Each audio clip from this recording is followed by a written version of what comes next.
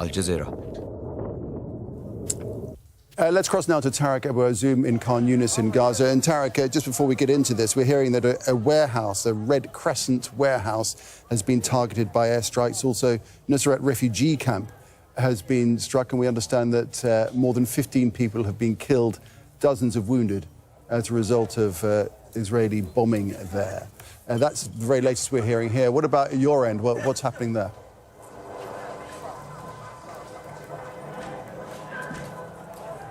Well, yes, Israel has intensified the rates and the level of its attacks on the territory.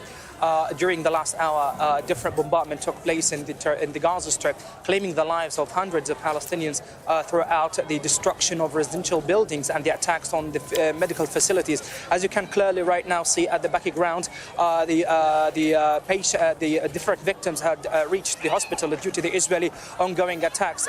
Also, ambulance vehicles are trying to evacuate the victims due to an airstrike that took place at Khan Yunis city, where we are standing right now. Also, hospitals could be a clear target for the Israeli occupation forces, as different threats had been made to Al-Quds hospital and to the Indonesian hospital in the center and the north of the Gaza Strip in order to evacuate.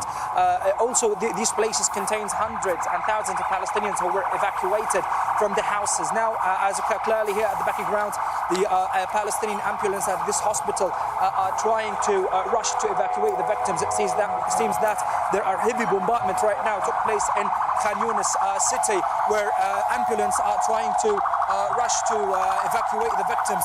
The situation right now in Al-Nasser hospital is in a state of emergency. People right now are trying to evacuate their injured people by their own civil cars. Right now, even the medical ambulance are trying to rush with the help of the civilian cars in order to evacuate victims. The Israeli relentless attacks on the Gaza Strip continues.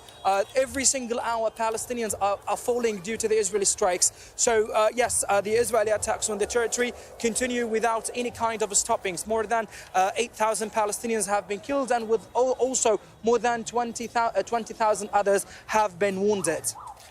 And Tariq, all the while, messages being delivered to residents of Gaza to head towards the south. But the fact is, there's nowhere to go.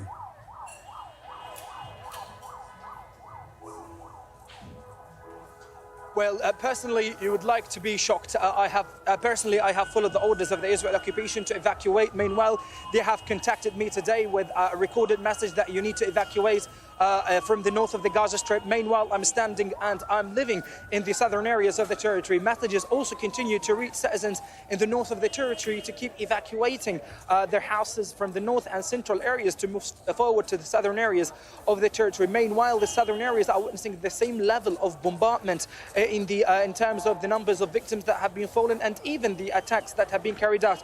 Just for a couple of hours, an Israeli tank had reached the close to the southern areas of the territory. They just attacked a Palestinian civil car.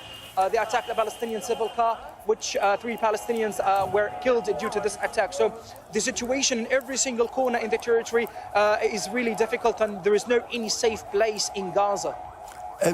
Tariq, tell us about that scene behind you as patients arrive, as victims arrive at the hospital. What chance is there of proper care once they get taken inside, given the lack of supplies and the vast numbers of casualties that there have been?